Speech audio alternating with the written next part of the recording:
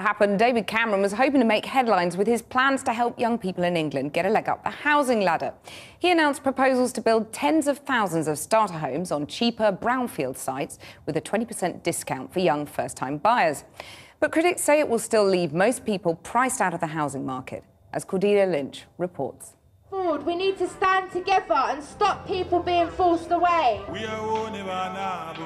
These aren't lifelong campaigners, they're motivated by a housing market in crisis. The E15 mothers were evicted from a homeless shelter in London to make way for luxury flats, and they've been campaigning ever since. Take a look inside of the... Now they've turned this empty, boarded up block of flats in the shadows of the Olympic Park into a political protest.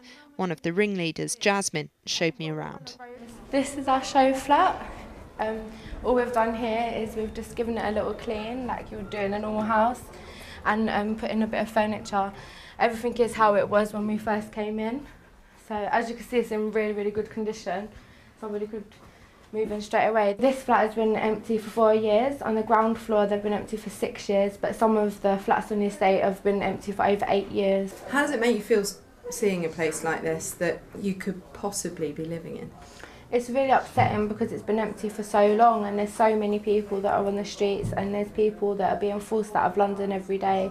I mean, it's not just the mums from our hostel, it's people all over London and all over the country. Hi there. Today in Oxfordshire, the Prime Minister said he wanted to help hard-working young people buy homes on brownfield developments like this.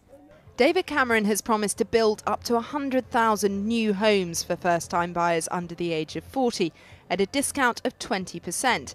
It follows Ed Miliband's pledge to double the number of first-time buyers. I want young people who work hard, who do the right thing, to be able to buy a home of their own. So these starter homes will be sold at 20% less than the market value.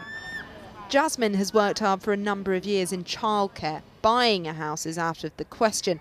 And now, forced into the private sector, she can barely afford to rent. It's like £950 a month, so it's really, really hard to be able to afford that. What do you think should be happening? I think that there should be more social housing built and social housing opened up rather than sold off. I mean, affordable housing has been put in its place, but affordable housing is in no way affordable. It's 80% of market rate, so it's still expensive, and no working class person can afford to pay that much. What's so interesting about this campaign is that it touches on so many issues, from shortage of housing to rocketing rents, and a young population that feel they may never get on the housing ladder. And that's perhaps why what started as a protest by mothers has become something much bigger. But there's a long way to go in a borough where more than 24,000 households are waiting for somewhere to live.